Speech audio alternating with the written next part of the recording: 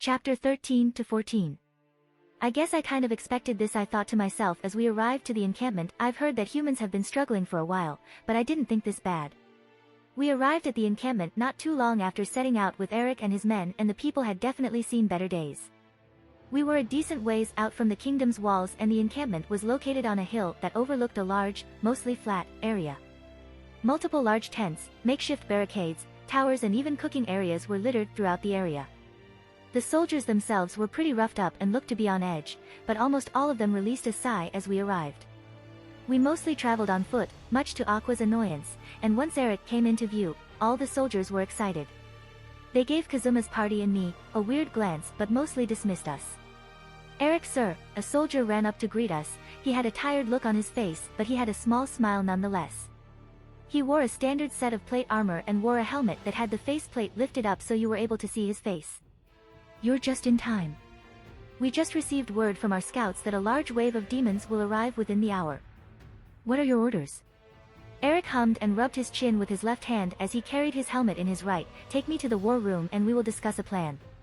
For now, have my men assist yours in preparing for battle and have any seriously wounded sent back with the carriages after all the supplies are unloaded." The soldier saluted. "Yes, sir." He turned his head. "You heard the man, let's move it." All the soldiers moved into action. "If I may intrude," Kazuma poked his head out from behind me. "As useless as she is," he thumbed at Aqua, who let out a "hey," and pouted, "she's an archpriest and can heal some of your guys." Eric and the soldier nodded before Eric spoke. "If you wouldn't mind," Eric gave a kind smile over to Aqua, "your help would be greatly appreciated." Aqua's somewhat sour face, directed at Kazuma, brightened up. "Something like this would be easy for someone of my status," she smugly smiled. A group of soldiers lead her towards the injured. "Now please follow me." The soldier that was speaking with us saluted as he led us away. We walked through the camp and passed a large amount of tents and soldiers rushing around. We arrived at the tent and went inside. There was no one else in there. "Are you the commanding officer?" I asked as we entered. The tent itself was large on the inside and housed multiple chairs throughout and had a square table in the center with a map laid out on it. "Currently, yes," he nodded as we moved around the table. "Our chain of command was broken when our general died in a surprise attack a few hours ago, so I'm the only one capable." Eric lowered his head. "Unfortunate," he said with a grim tone. "How big is the force that's arriving?" The soldier took the head of the table. Eric went to his right. I was at his left. Kazuma and his party, minus Aqua, were at the other end of the table. On the map was a general layout of the terrain. "As you can see here," he pointed to a part of the map. "We are here and there's an opposing force of about 4,000 demons, split into two groups, heading our way currently." There were a few groups of figures on the map. One of them was a set of blue pieces that acted as the kingdom's troops and the other was a set of red pieces that acted as the demons. 4,000. Kazuma exclaimed as darkness and Megumin seemed on a state that was hard to tell if it was fear or excitement. "Probably both." The soldier nodded as I asked him, "And how many do we have with us?" "Roughly 2,000, if we're counting for Eric's forces as well as mine. So we're outnumbered 2-1. Eric placed his helmet on the table. "Even with the troops that I brought, it doesn't give us too much of an advantage. Considering that demons are generally superior to humans." "What's the state of moral?" "Down the toilet," the soldier sighed. "Figures." Eric then looked at me directly. "That's where I'm hoping you can turn the tides." I smirked. "It would be my pleasure." "And who are they exactly?" the soldier asked. I started, "are the people going to get you out of this mess? And what exactly are you going to do against an army that size?" "I have a few ideas." I smirked as I started to arrange the pieces on the table. "First off, how much cavalry do you have?" "Only around 300 units. "Archers?" "About 700. "Mages?" 300. "That leaves around 700 general units left," I said while finishing my arrangements. "First off, we have a decent-sized force, comprised of mages and archers in the front to meet the opposing force head-on." I then pointed to two sets of pieces behind the main force. "Self-explanatory, but have the mages and archers provide support and blast them from afar and take out any units that can fly or cast magic. Once the demons meet your troops, have them fall back and goad them almost in a V-like shape. And have the cavalry attack from behind and force them into a trap." Eric finished. "A good plan, but even if we catch them by surprise, they are too strong on their own for us to take out 4,000 of them without heavy casualties. And that's why." I opened up a gate and had a king chess piece drop into my hand and placed it on the map. "We have me and the rest of his party." I thumbed at Kazuma as I moved half of the demon pieces in front of the king piece. "Take on the other half." Only the most smug grin was on my face.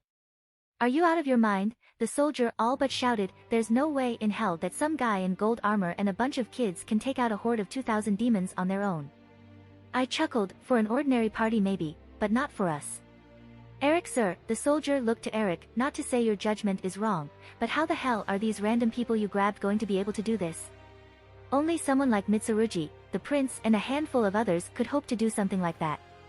Eric furrowed his brow a bit but eventually sighed. This man has taken a Demon King general in close quarters and was assisted by them. He pointed to Kazuma and his party, and I've heard tales of him being able to shred hundreds of enemies in seconds with some strange power that I have yet to fully see, and magic power that exceeds most of the top mages that I know of from just a quick feel of his magic energy. Eric looked directly at me, look me straight in the eyes and tell me that you can do this. I looked him dead in the eyes. I assure you that I will be able to take them down. We stared at each other for a good minute before Eric broke the silence. I believe you. Sir. Enough, he said with a stern voice. Let us go prepare for the attack and position the troops as needed. He looked back to me. I trust you to organize your group and prepare accordingly. I only nodded as he and the soldier left the tent. The thought of using my magic to take out so many. Guess who? Having a horde of 2,000 demons rushing all at once. Guess who again? I got no doubt that you could take M. Kazuma started. What the heck are we supposed to do? I waved my hand. Simple. I put my hands on my hips. I bombard all of them as they're arriving. Megumin blasts the main force. Aqua uses her turn undead and other archpriest magic. Darkness. I paused momentarily. We'll do her usual rush while you and I make sure she doesn't die. And how am I going to do that? With a gift, I said while opening up a gate above him and having a black bow with a quiver full of arrows drop into his hands. The quiver was a standard quiver and the bow itself had a few ornate silver designs running along it. The bow has a small enchantment on it. It propels arrows with a small burst of wind magic. So pair that with snipe and you'll be able to take down most of them in one shot. Whoa, thanks man. Kazuma admired the bow. Do I get a cool magic item? Megumin seemed excited. Sure, why not? I chuckled at her childlike response. Let me see your staff. She handed me the staff and I appraised it with my eyes. Seems to just be a basic staff to be used as a casting focus. I have a similar looking staff that should do the trick. I handed her back the staff and opened a gate in order to pull out a new staff. Her current staff was a simple light wooden staff that had a white wrap around where she usually held it from and a red magic orb in a small hooked area at the top of the staff that had 2 gold rings on it. The new staff I pulled out was of a similar design but was made of a darker wood and had a much deeper red color on the magic orb. I handed it to her as she had stars in her eyes. It acts as a normal, but slightly better, casting focus and should increase the attack potency of your magic by a small amount. It's so cool. She stared at it in awe. And before Darkness could even ask, I tossed her another pendant from my gate. It was a silver chain that held a blue gem. This'll increase your defense by a small amount so you can endure whatever these demons got. She stared at the pendant before panting, I can't wait. Of course you can't. I made my way out of the tent. Aqua has everything she needs and you can fill her in on the plan while I scout the battlefield. They all nodded as I left to scope out the battlefield. So Eric and his men are about 100 meters away setting up. Looking to my left, I saw a bunch of soldiers, Eric included, setting up. They managed to push out a catapult along with a few large rocks, primitive artillery, but it'll work. Once the demons are within roughly 1,000 feet, they'll be able to launch projectiles. There wasn't really much going for the terrain, only the hill that the encampment is on that descends into a vast field that stretched for miles and a small hill that I could just barely see in the distance, which was about a mile or 2 away. So they'll have to pass over that hill until they come into view. I doubt the archers can shoot that far, but at least we can see them coming from literally a mile away. Not too far away from both groups were small groups of trees that could hardly be called a forest. Eric will probably keep the cavalry hidden in the trees, as weird as that sounds, or have them be a ways off and to attack once the battle starts. With a wave of my hand, a chair was summoned in front of me. It was more akin to a small wooden throne with a few pillows on it, but who's gonna sweat the small stuff? After taking a seat on the chair, I sighed, guess I just have to wait. A few minutes had gone by until I was finally joined by someone. Any new plans? Tilting my head revealed Darkness just to my right. Nothing new, just that we'll be able to see the demons once they pass the threshold of the hill a ways away. I went back to looking ahead. I see. The silence seemed to last a while before it was broken by me. Where are the others? Aqua was still healing some of the soldiers and was showing off. Did you inform her of my plan? Kazuma and Megumin are working on that. They sent me to tell you. As long as it gets done. Another moment of silence, this time being broken by darkness. So, about earlier. I tilted my head back towards her. What about earlier? She seemed to fidget a bit. It's just. I wanted to say that. That I am actually dash. Incoming, a soldier from across the way shouted. I glanced from darkness towards the hill, and could see a horde of demons rising above the hill a ways away. They were already moving at high speeds towards us all. With a heavy sigh, I looked back to darkness. Whatever you were going to say is going to have to wait. She seemed dejected but nodded. Go find the others and bring them here now. No need, we're right here. The voice of Kazuma was heard behind me. Sorry we're late. He came up to my left. Somebody was insisting that they show off their abilities to the local soldiers. I bet I can guess who, I mumbled. How are they supposed to trust me and view me like a goddess if I don't show them my beauty? Aqua shouted as her and Megumin caught up to Kazuma. If you want them to acknowledge you, I spoke while standing from the chair and dismissing it, you don't show parlor tricks or be kind to them. I strutted a few feet forwards. A smirk then made its way onto my face as golden portals slowly started to open above and behind me. You demonstrate your power in a way that can truly show just how powerful you really are. The portals started to number in the dozens, they were even approaching 50, as weapons poked their way through. The demons were a little less than a mile away by now. Now ready yourselves, because I won't be holding your hands through this. There was a unanimous, yes, that was shouted between the party as the demons started get within range. They were running at us with their presumable top speeds. I could easily see the kinds of creatures they had amongst them. They were split into two groups that all ran or flew across the field and headed to the individual groups. All of them had a skin tone that ranged from red to blue or black to gray. Some were bipedal and looked human-like, but with more sinister looks. Some were capable of flight and had fire almost dripping from their open mouths as they flew. And some of them ranged from the size of a normal human, all the way to the size of a troll or an ogre. By the time they reached a distance of about 400 meters from both groups, Eric and his group were ready for battle. Rally my men. Eric's voice carried throughout the area. These demons dare to try and take our lives from us. We must live up to the expectations of our people. And show these bastards what it means to mess with the kingdom of Belzerg. Eric's men yelled out their battle cries and rushed to meet the enemy head-on. I half chuckled. Well said. I then raised my right arm and addressed the horde of bloodthirsty demons that approached Kazuma's party and I. Today you will all learn the power of Gilgamesh. I then shot my hand forward and unleashed the gates. Soon a whole blanket of weapons dotted out the sky and it looked like a large cloud had overtaken the demons before the many-bladed weapons made contact. Hundreds upon hundreds of weapons made contact with the demons and it sounded like a fighter plane had carpet-bombed the area. All the gate's weapons all but exploded on contact and wiped out hundreds of the demons in seconds. Not a single demon that was directly impacted survived the onslaught. By now, Eric and his men were already forming the V shape I had mentioned to them and the demons were falling for it. Eric raised his sword up high after slaying a grey ogre-sized demon in one strike. Now, he shouted aloud as his sword lit up with a radiating light that flashed brightly. Demons that were immediately in front of him got stunned by the flash as the resounding sound of a few hundred horses echoed throughout the battlefield. While dazed and confused, the cavalry hammered into the rear of the demons and effectively trapped them. While a few of Eric's soldiers were falling every few seconds, the demons were losing dozens by the second. All the demons that could fly and shoot fireballs were brought down by blasts of magic from the mages and penetrated by arrows from the archers. Progress was slow, but they were steadily reducing the demons' numbers.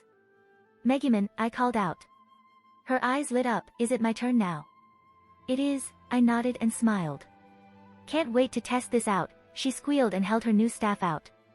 She closed her eyes and started to chant, O Lord of Destruction, I beseech thee. Particles of magic were filling the air as a large magic circle sprung from beneath her as she started her speech. The time has come to shroud the darkness in light and rid these demons from the world. The winds were picking up all around her as she opened her eye and shouted, Explosion, her voice rang out. The tip of her staff grew a bright orange as a red magic circle appeared in front of the horde of demons that were still running towards us. An explosion that was comparable to a Fat Man explosion covered the demons in magical fire. If they weren't outright killed, they were flung hundreds of feet away or completely vaporized by the blast. The demons that remained still numbered in the hundreds, but just from the combined assault of Megumin and I, they were reduced from 2,000 to about 500 or so. That was awesome, Megumin panted as she face-planted into the dirt, her magic being completely spent. You did well, I smiled as she gave a weak thumbs up from the ground. I will keep an eye on her. I looked to the rest. Have at it. Without wasting a breath, Darkness ran in with gusto to approach the demons from head-on. "At least wait for us," Kazuma exclaimed as he tried to run after her with his bow at the ready. Aqua followed close behind and summoned her staff with the pink flower at the top, time to show these demons what a goddess is made of. Darkness met them first and crashed into a few dozen of them and sent them tumbling with just a charge. She attempted to slash at a demon in front of her, but completely missed and hit the ground, which caused a large crack in the ground to form. She was then hit from behind by a small fireball that was shot from one of the flying demons. She stumbled and was immediately ganged up on by a few dozen of them that began to smack and try to stab with their weapons. She took the hits in stride and was so breathless and red-faced that she couldn't form any words or thoughts. "Freaking masochist," Kazuma shouted as he notched an arrow and fired into the head of a winged demon. He stumbled as the arrow fired a lot harder and faster than he was prepared for, but it whizzed through the air at high speeds and impacted a winged demon directly in the forehead. The beast was dead on the spot and was flung back into another winged demon, and they ended up crashing into a few of the smaller demons and crushed them. "Holy crap, this thing is awesome," he notched another arrow and shot one directly into one of the demons that was dogpiling Darkness. It was a medium-sized demon and it was sent tumbling into a couple more. Before, Darkness wasn't visible with how many demons were on her, but now she could be seen and she was barely putting up any form of resistance. "I got this one." Aqua went beside Kazuma and twirled her staff around before a magic circle erupted from beneath her and Darkness. "Mass turn undead," she shouted as a holy light crashed onto the demons surrounding Darkness. Demons of all sizes were howling in pain as they either evaporated or were turned into burnt husks from the holy light. The holy light had stunned the demons enough for Darkness to get up. "Is that all you have?" she shouted in bliss as a few cracks had appeared in her armor. "Show me more of your brutality. Take me to your lair and defile me." All of them roared/screeched at her and began to charge. As they were approaching her, Kazuma unleashed a few more arrows to help try and reduce the amount that would attack her. While she's doing it for another reason as usual, I thought, while watching Aqua and Kazuma use their respective abilities to take the demons out. She's doing well to draw their attention while Kazuma snipes the little ones and Aqua uses her turn undead to take them out in groups. I crossed my arms and reduced the amount of gates open to only about a dozen and started to fire upon them again. Many more were shredded down by me at a slower rate than before, but they still fell quickly, as much as she'd like it. I probably shouldn't hit Darkness with hundreds of magical weapons that can explode on contact. I continued to release the hail of weapons upon the demons, but careful enough to not injure any of Kazuma's party. Eric and his men were continuing to slay more demons each second. Eric himself was like a whirlwind of death as he hacked and slashed his way through demons by the dozen. His sword would occasionally glow in a holy light as it added more to the damage he dealt. Any strike that did manage to hit him was deflected by his more than sturdy armor, or they were deflected by his shield. Even if they managed to hit his shield, it glowed with radiant light and blasted plenty of demons back with a burst of force and light. While his men weren't performing as spectacularly as Eric, they were successful in pushing the demons further together, to the point they were almost shoulder to shoulder, and only the demons capable of flight were able to do anything serious. But the archers and mages made quick work of them. I knew this was going to be easy for me, I thought while continuing to fire out weapons. This seems almost too easy. I pushed out my senses and found something odd. Is there something watching us? My head was on a swivel as I looked around. It doesn't seem to be malicious from what I can tell, maybe a scout or something to assess the battle. Barely a moment after that thought and it's gone. Did it realize I was looking for it? Pushing my senses further, I still found nothing within the immediate area. I'll dismiss it for now, we'll see what happens in the future. With that train of thought over, I surveyed the battlefield. There were barely any demons left on both sides and the battle was nearly over. With a wave of my hand, the gate portals grew and proceeded to fire even faster and completely wiped out any of the remaining demons on my end. With all the demons on our end gone, Kazuma and his party hit the floor and were panting. Aqua seemed relatively okay, considering she had large magic reserves. Kazuma was just tired and Darkness was just being her usual self. A few minutes after our battle had concluded, Eric and his men had slayed the last of their own demons. With a thrust of his sword into the air, Eric bellowed, "Victory is ours." A resounding roar of approval was met by Eric's words as the soldiers thrust their weapons into the air and cheered. All the magic users, after the battle, burned away the bodies of the demons, and I collected a few of the weapons that caught my eye. Most of them were either too crude or too distasteful, so I only took the few finely crafted weapons. Only a couple magical ones were found, so it wasn't an unsuccessful haul, but not a great one. By now I was out of my armor and in my more casual outfit with the leather jacket. I dismissed the armor after the battle was won. Kazuma's party and I helped out with bringing wounded soldiers back to camp and anything else that they needed us to do. Aqua was even able to resurrect a small amount of the soldiers who had died closer to the end of the battle, so the soldiers were even more grateful for that. She did kind of ruin it by insisting for them to praise her, but the soldiers were thankful all the same. It took a few hours for everything to wind down and the sun was in its beginning phase of setting. Currently I was off to the side of the camp with Eric while most of the soldiers either mourned or were celebrating the big win. Aqua was at the center doing party trick while the rest of the party were doing what they usually do, Megumin still being tired/drained, so she wasn't able to do much. I leaned against the support of a tent with my arms crossed while speaking with Eric. Are the invading forces usually that big? Eric had his helmet removed and had it tucked under his left arm, not normally that large, but it happens. We usually suffer losses nearing the hundreds every battle, but today was one of the good days.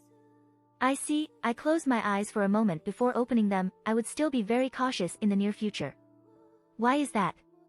There was something watching us during the battle. Whether it was an enemy scout, an ally, or random person who happened to be watching, I'm not certain. But I would stay cautious. So someone was watching, Eric hummed in thought. Their forces were made up of the lower level demons and there didn't seem to be a leader among them, and certainly not one of the king's generals. They usually have higher level demons.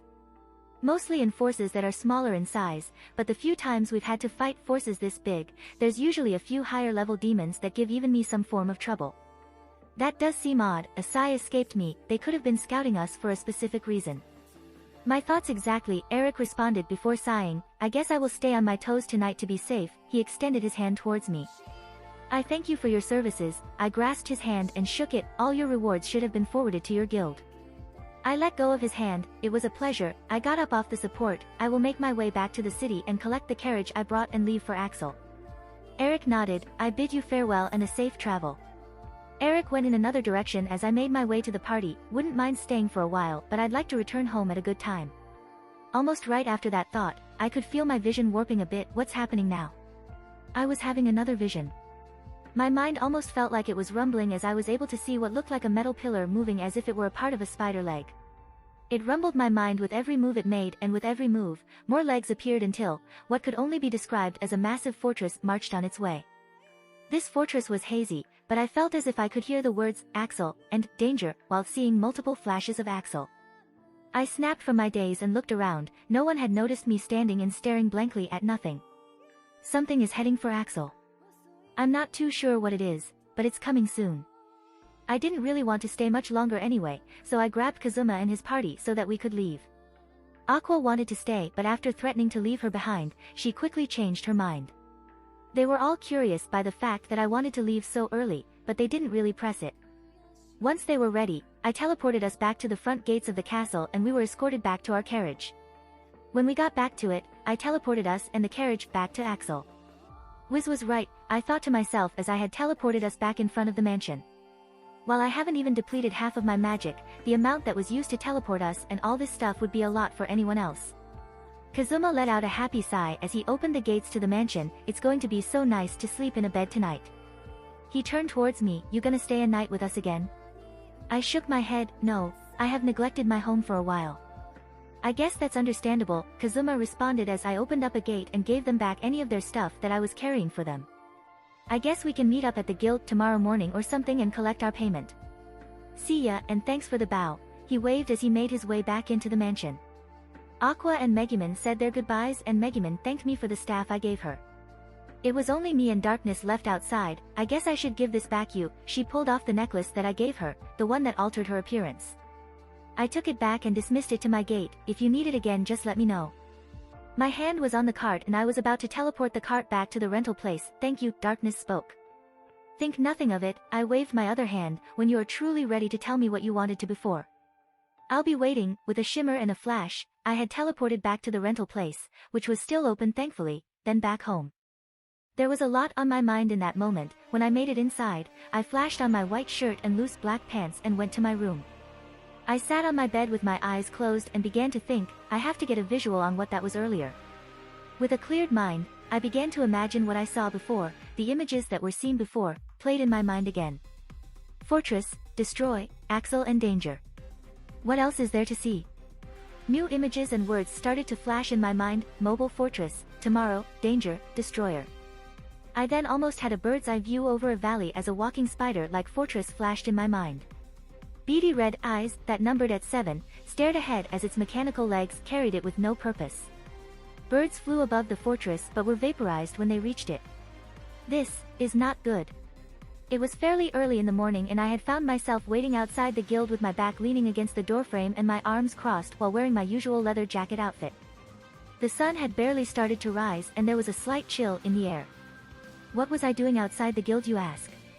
Waiting for Luna or someone else to show up so that I could warn them of the approaching fortress. I would have warned the guild and such earlier, but if I showed up at 2 or so in the morning when people's judgment would be at its worst, in the case of drunken adventurers, things probably wouldn't go too well. I more or less spent all night doing a small amount of research on this thing called the Mobile Fortress Destroyer, and tried to familiarize myself with it. Considering the fact it has an incredibly high defense with its magical plates, an armored golem army that protects it from within, aerial defense mechanisms and a magical barrier that I would have a hard time piercing or destroying on my own. I'm going to need assistance. As much as I want to take it down myself, definitely had my work cut out for me.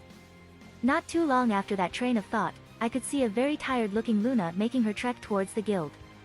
She gave me an odd stare and sent me a small wave as she approached with a smile and yawn. What are you doing so early in the morning? There are important matters I must discuss.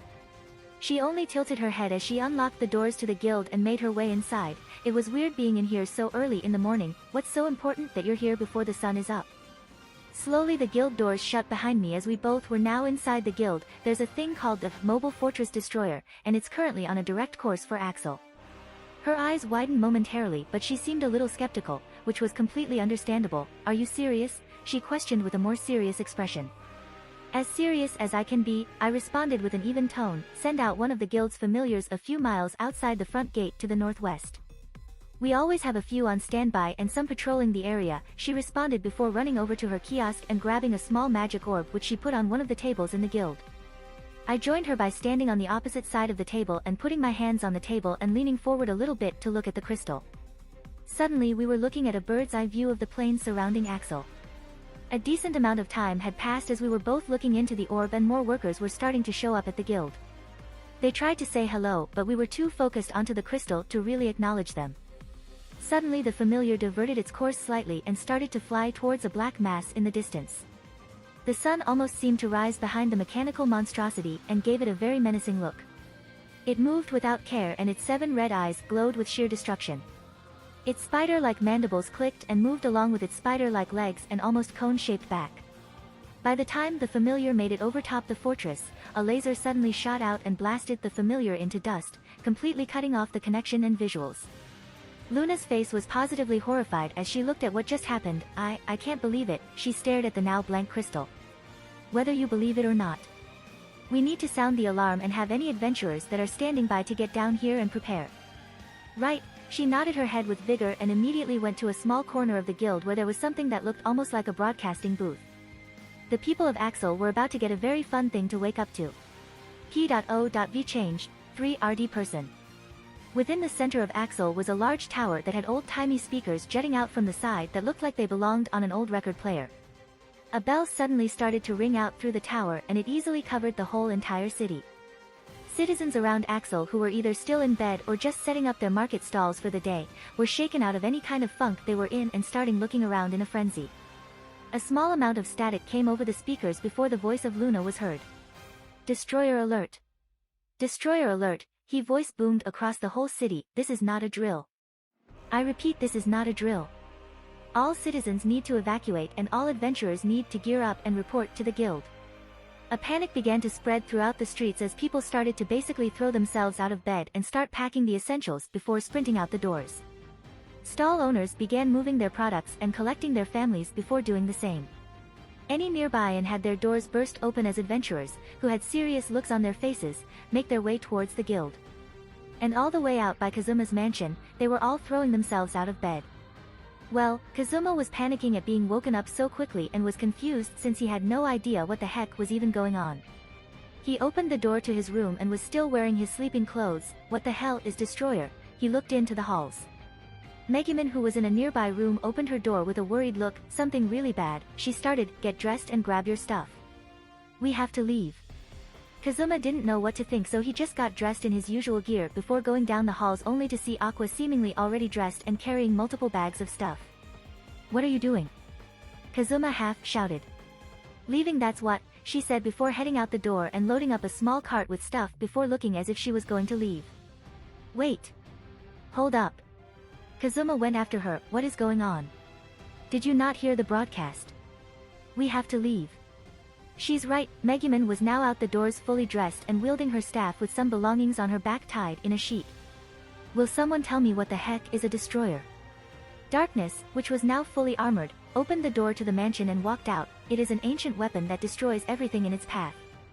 Even the grass is never spared wherever its path crosses. Kazuma gulped. But why are you guys looking like you're gonna run? Are you kidding? Aqua shouted back. We can't beat that thing. So you're just gonna abandon the only house we've ever owned? We worked too damn hard to just let this thing destroy everything. While I agree we shouldn't run, Darkness spoke in an oddly serious tone, stopping this thing will be incredibly difficult. Then let's get moving and head to the guild. Kazuma shouted before running off with Darkness not too far behind. Aw. Aqua grabbed her head before following after them. Fine. But you better not die again, she shouted.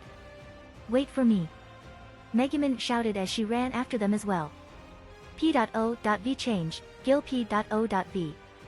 Well over 30 minutes had passed and adventurers were still filing into the guild. Luna was running around trying to get things organized while the adventurers waited. They were all conversing quite loudly and were in a partial state of panic. A few of the more grizzled veterans were quiet as they had a serious expression and waited somewhat patiently. I was personally leaning on the wall next to the quest board, which was a little ways away from the crowd that was forming, with my arms crossed. I'm surprised they aren't panicking as much as I thought they would be, I thought while observing the crowd. I doubt any one of them is outstanding enough to make a huge difference, but we need all the help we can get. Once more I glanced around. If Kazuma and his party don't chicken out, this will make it a lot easier with their help. Not even a few seconds after that thought, the previously mentioned party burst through the guild doors. A few people turned to acknowledge, but they immediately went back to conversing with one another. All four of them approached me. I have no idea what's about to happen, Kazuma started, but I hope you have a plan. I do have a plan, and with you all here, it will make this much easier. Why us? Darkness asked. I'll explain once all of this gets started. I don't want to explain twice. With that said, we waited until adventurers stopped showing up.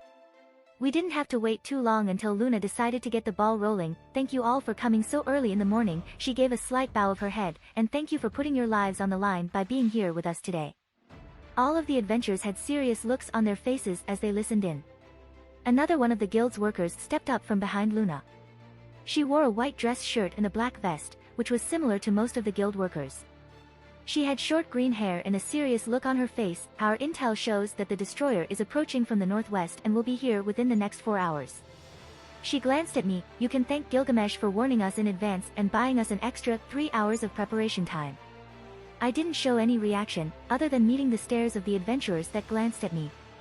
A question, spoke a short girl dressed as a witch. It's an old creation, so can't we just ask the makers how to defeat it?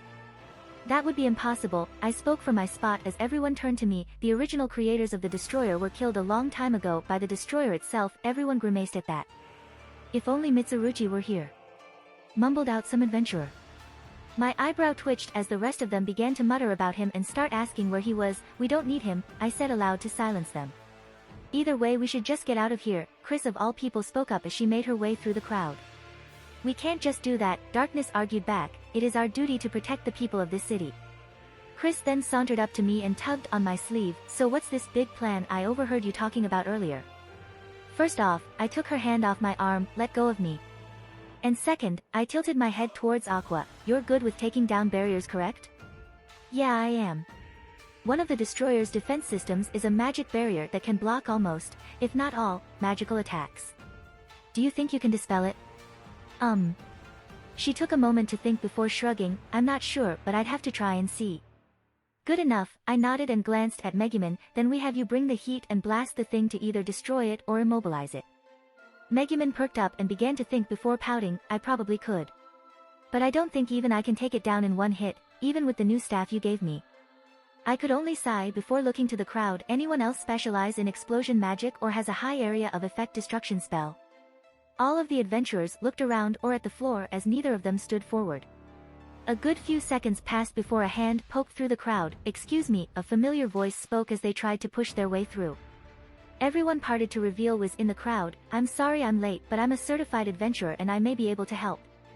With Wiz appearing, all of the adventurers immediately went from sour to happy as they cheered for Wiz, who was apparently the real deal, according to a few of the adventurers. "Good," I nodded at her as she approached Kazuma's group. "And as soon as Aqua takes down the fortress barrier, you and Megumin will immobilize it." "What about after that?" asked a random adventurer. "Yeah, what about us?" another asked. "The fortress is guarded by lasers that attack anything from the air, and the inside is lined with golems and traps. We'll have any able adventurers head into the fortress and find a weak point within it in order to assure its destruction and take out any golems within." "And what are you going to do?" Kazuma asked. "I will oversee Aqua, Wiz, and Megumin with you to ensure that they have enough magic power and to take out any forces that try to exit the fortress initially, if they do at all. Whether they are aerial or ground units." With my final piece said, Luna took charge. "All right everyone. The emergency quest will now begin," she shouted. "We need blockades and barricades set up. Anyone who is able to build needs to report to the northeast entrance immediately." A wild roar of cheers was met as the adventurers psyched themselves up and practically sprinted out the doors to prepare. I merely took my time in pursuing by following at a casual pace. We are progressing smoothly. I thought from my position at the top of the city's walls, we should have some time to spare after these barricades are built. Currently the more physical members, and a few of the more non-physical members, were working overtime in order to prepare for the incoming destroyer. They were certainly crude, but with the few extra hours I was able to give them, the barricades were reinforced by a small amount. The entirety of the entrance was covered and it went for well over a few dozen meters in each direction to ensure that the entrance was fully covered along with a small portion of the walls. It would probably be another hour or so until the fortress would be within our line of sight, so we had plenty of time. There was really only one person absent throughout this whole ordeal, and it was surprisingly darkness. I glanced across the sea of adventurers but didn't spot her amongst them. Strange. Where could she be? It wasn't until I looked out to the area outside the city limits did I catch a glimpse of the blonde crusader just standing there. Her sword was firmly planted on the ground as she looked out to where the destroyer should appear from. I found it odd, so I hoped down from the large walls and startled a few of the other adventurers before making my way over to her with my hands in my pocket. It took me a few minutes to walk the full distance, but when I arrived, I called out to her. "I knew you were a glutton for pain," I started as I stopped a few feet behind her, "but to stand in the way of the destroyer is suicide. You'd be of more use by helping us set up." She took a breath before responding. "It may seem that way to you," she slightly turned her head, "but I am a knight and it is my duty to protect this city. Do you really think I would put my desires over the desire of others?" I only gave her a blank stare. "You are literally doing that right now. You can't lie to me, you know." She coughed into her hand slightly to hide a slight noise of surprise before addressing me again. "In truth, the people here are my responsibility, you or they may not know why or even care. But it is my duty to protect them." I chuckled slightly before smirking. "Because you're a noble who has sworn to protect the people of Axel." She whipped her head around and stared at my smirking face with a shocked expression. "How did you know?" "I didn't," I shrugged. "You just confirmed it, but I did have my suspicions. For one, you were nervous about being seen in Belzerg's capital, and sometimes when you eat, speak, or act a certain way, you give off the air of someone who has had to learn to act that way around others." She could only turn around to hide her embarrassment for a solid minute before she gave a light smile and slightly turned her head back to me again. "My real given name is Lalatina Dustiness Ford." I tilted my head slightly before responding. "The governors of this land?" "That is correct." She turned to me while keeping one hand on her sword, which was still planted on the ground. "Please keep this a secret from the others." "Even from your team?" "Yes, even from them." "Fine," I sighed after a short moment. She smiled. "Thank you." Darkness then turned around again to stare ahead. It was silent for another moment until an idea popped in my head and I couldn't help but grin. "It is of no issue," I started as she glanced back at me again. "My fair lady Lalatina," I said while doing an overdramatic bow. Her face turned multiple shades of red and pink before she burst out. "Never call me by that name again," she roared, which was not very ladylike, might I add. I rose from my bow and let out a roar of laughter as I left her to her own thoughts. I laughed for a while as I walked away as she realized she'd been played, and her face clearly showed it. Here it comes, I mumbled out. Kazuma and Megumin, who were beside me at the moment, looked at me in confusion before the ground shook. Everyone else looked around in a slight panic as the ground shook again. Trees in the distance started to shake and tumble over as they were crushed by massive black rods. While the ground continued to shake, everyone else but Darkness, Wiz and I, were shaking at the sight. A small mountain-sized black mass then appeared over the horizon. Exhaust flames shot out of open spaces in its body. Water was coming out of its sides and was pouring onto the ground as red lasers from under its head scanned the area. Its eyes were shimmering between a soulless gray and a demonic red as it almost seemed to be processing data. The adventurers below took a step back as it appeared into view. "Damn that this is big," an adventurer half shouted. Murmurs of doubt started to spread amongst all of the others. Even the fearless Megumin was positively shaking to my left. "Poor kid can't even say a word," I thought as Kazuma came up to my right. "Wow," Kazuma spoke at the destroyer as it stopped and was almost staring at us. "I think I share the sentiment of the others. This is not going to be a walk in the park." Aqua was conversing with Wiz on the small tower of the wall next to us. Their conversation was hard to make out, but Wiz seemed relatively calm while Aqua was showing some small signs of panic. "Are you guys okay over there?" Aqua shouted. We didn't really answer, but Megumin was starting to mutter, I can do this. I am strong enough." She continued to mutter as Kazuma tried to calm her down, but it wasn't really helping. "I'll blow it up." "Not yet," I said calmly while placing a hand on her shoulder. The fortress started to move again. "Aqua. Now would be great." "On it," she replied while summoning a white staff that had a pink flower on the top. She caught the staff mid-air and twirled it a few times before a huge wave of magic burst from her that was a mix of blue and pink. 5 golden magic circles appeared in front of her as she thrust her staff forward. "Sacred Dispel." A massive wave of magic burst forth from the circles and combined into a beam that crashed into a purple magic circle that appeared in front of the destroyer. The destroyer continued to push onwards but was visibly struggling in its advance. Aqua struggled to keep outputting her magic like this, but with a final shout, the beam doubled in its size and shattered the barrier of the destroyer like it was glass. "Wiz. Megumin. On it." Wiz shouted from her spot. "Megumin, are you ready?" Safe to say she wasn't. Megumin continued to mumble and shake like a leaf. "Fine then," I spoke while garnering a small amount of her attention. "I had a gate drop my adventurer card into my hand. If you won't do it, I'll just learn explosions right now and do it for you if you're too weak to do it yourself." "How dare you," she shouted, "my magic is not weak.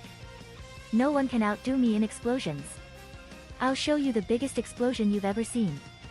Magic circles sprung from beneath both Wiz and Megumin as they began to chant, "Darkness blacker than black and darker than dark, I beseech thee," combined with my deep crimson orange swirls of magic appeared above as the sky started to darken as the destroyer was starting to run at high speeds. "The time of awakening cometh. Justice, fallen upon the infallible boundary, appear now as an intangible distortions. I desire for my torrent of power a destructive force without equal. Return all creation to cinders, and come from the abyss." Exploso. The two casters' magic burst into the sky into massive streams of orange magic.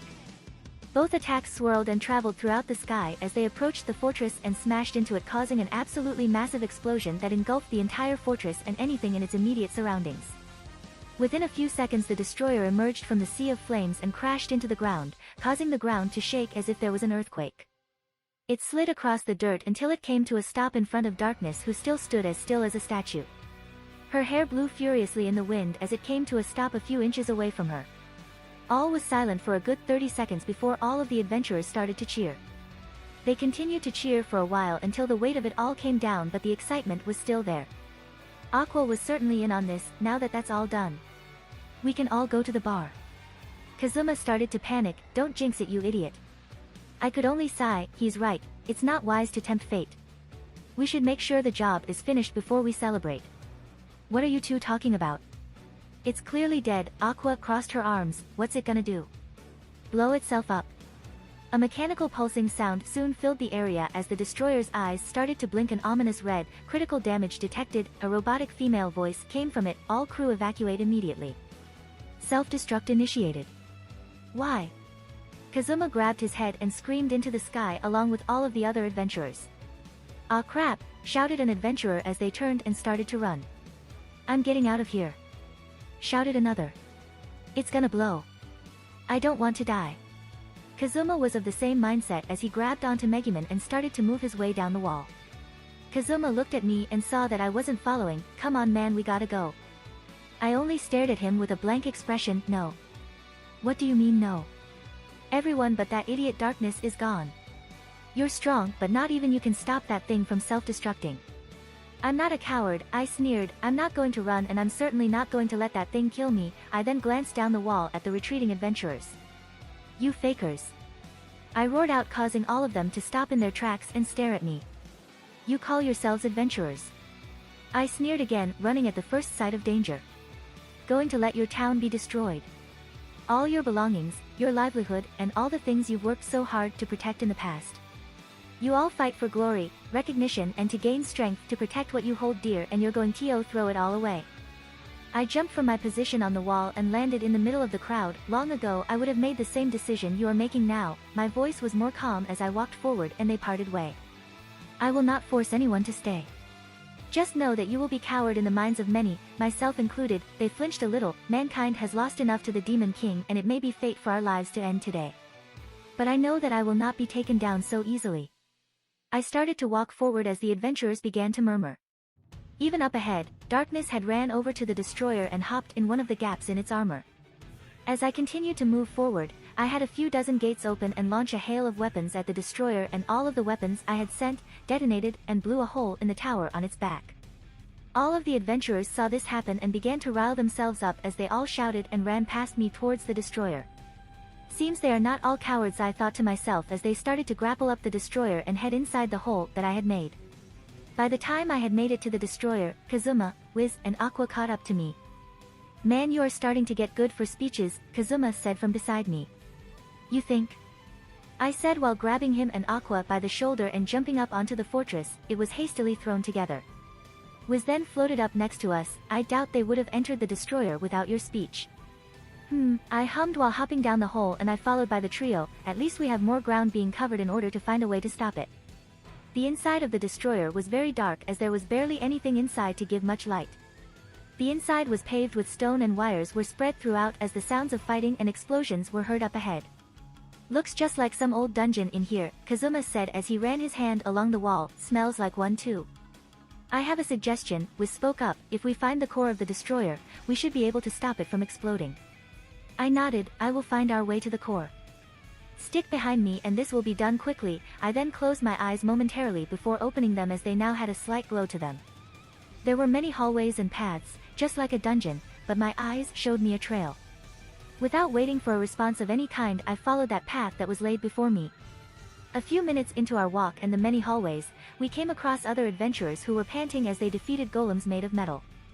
We didn't encounter any golems for a while until we heard a shout as an adventurer flew in front of me and landed on the ground. He seemed to be a brawler as he did not have a weapon and wasn't really wearing any armor. Ugh. He groaned and looked up at us. Big golem, he said before putting his head back on the ground. Well, that's descriptive, Kazuma deadpanned. It's in the path we need to follow, so we will take it out. Aqua, heal this man and join us when you're done. She was about to complain about me ordering her around, so I just ignored her and kept moving with Wiz and Kazuma. When we moved forward for a short while, we could see a group of adventurers trying to battle a large metal golem. There were no other golems surrounding it and seemed to be well over 8 feet tall. Its legs were relatively small compared to its large torso and fists. It also had a skull-like jaw with 2 glowing red eyes. 2 protrusions of metal were on its back as it slammed the last standing adventurer to the side and down a hallway.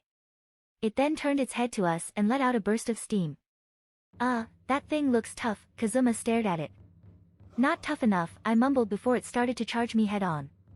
I opened up a few gates in response and launched a volley of weapons at its legs. The relatively small legs took a fair amount of damage and stunned the creature. Wiz then raised her hand, cursed lightning, she shouted as a bolt of lightning struck the golem in the head and caused major damage to it.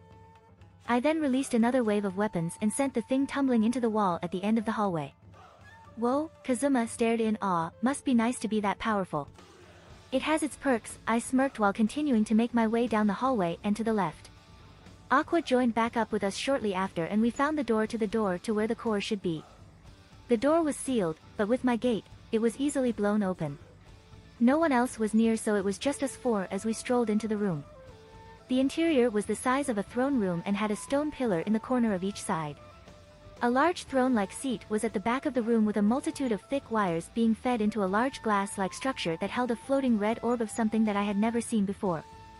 An ominous red glow filled the room and illuminated a body that was sitting on the throne-like chair. The skeleton of a man wearing what used to be white robes sat there alone. Some hair was still on the skeleton, long dead gray hair flowed from the side of his head, leaving the top bald and a long goat facial hair that went down to its chest. He must have been the pilot. I walked over to the skeleton and observed it.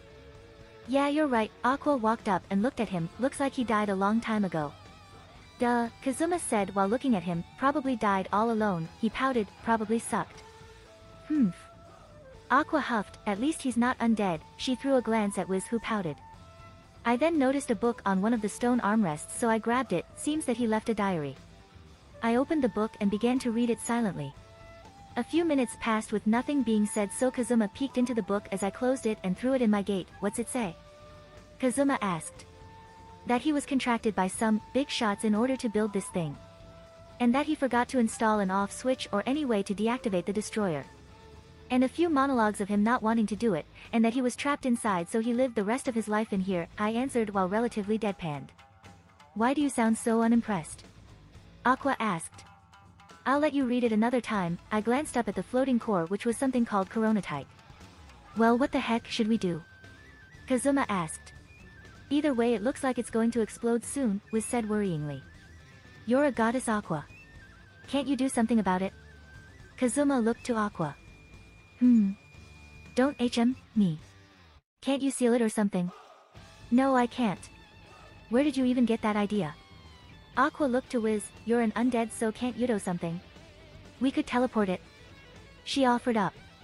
Yeah, do that. Aqua responded.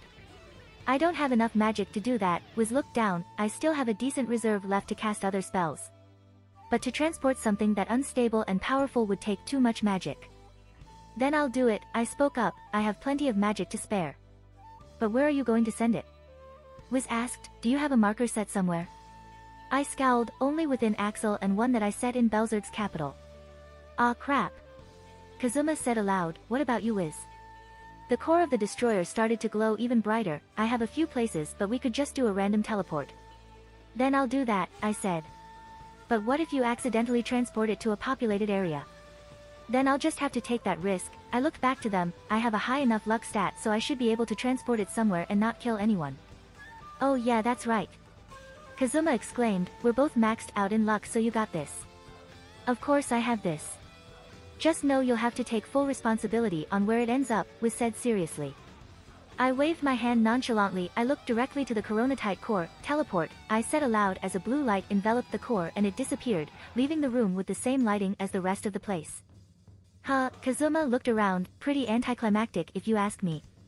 With the core gone, we all headed out of the fortress in the same way that we came in. All of the adventurers were hooting and hollering along the outside of the destroyer. After emerging from my impromptu entrance, we were met with Darkness, who just stared out towards the city. Something didn't feel right to me, and I was pretty sure that Darkness felt the same. This isn't over, Darkness started. Danger still lingers in the air. Come on, you're just overreacting. Kazuma waved her off. Yeah, the core is gone, Aqua continued. What's it gonna do? Blow up again. After her words, the destroyer started to shake violently. Dang it, Aqua, what the hell? Kazuma shouted. I didn't do anything. Yes, you did. Kazuma shouted back before we all hopped off the destroyer. All the adventurers that were still in the destroyer or were partying on the outside were jumping off the sides as well. Slowly but surely, the legs of the destroyer started to glow red hot along with the rest of the fortress. We got to a few meters away from it before Kazuma looked to me in a panic. I thought you got rid of the core. I did, I responded before narrowing my eyes at the destroyer as the eyes on it started to crack and release a large amount of steam. Somehow getting rid of the core is heating up the destroyer and causing a buildup of pressure. At this rate it will destroy the town. Wiz said worryingly. Then why the hell did we bother with teleporting the core? Kazuma seemed ready to lose it. Can't we just blow it up? Kazuma looked to both me and Wiz. I shook my head. If Wiz didn't have enough magic to teleport the core, then I doubt she could cast explosion. Why not shoot it with a bunch of swords and stuff to get rid of the pressure? Won't work, I shook my head, releasing all the pressure at once would just accelerate the explosion and I doubt even using Aqua's water spells would help. I finished off as I could feel the heat from the destroyer. Well then I'll just give with some of yours or Aqua's magic to blow it up.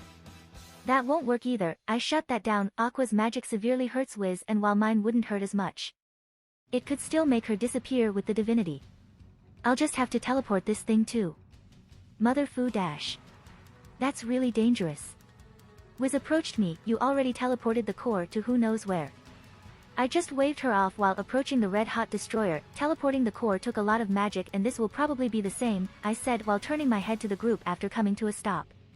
But I still have a big enough reserve to teleport this. I'll just be using up almost all of my remaining magic to do it. What happens if this one gets teleported to a bad spot? Darkness spoke up.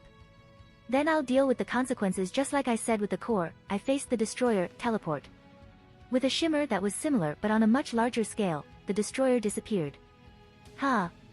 Again it's anticlimactic but, Kazuma watched. I chuckled while turning, in awe once again. I said with a smirk, but as soon as I stepped forward, aw shit. I started to stumble slightly but before I could stumble any further, I felt the weight on my left side be lifted slightly. I got you, Darkness spoke supporting me. Took more out of the than I thought, I chuckled slightly before straightening myself a bit and unhooking Darkness' arm from my neck. So, what now? Kazuma looked around. We party, I smirked.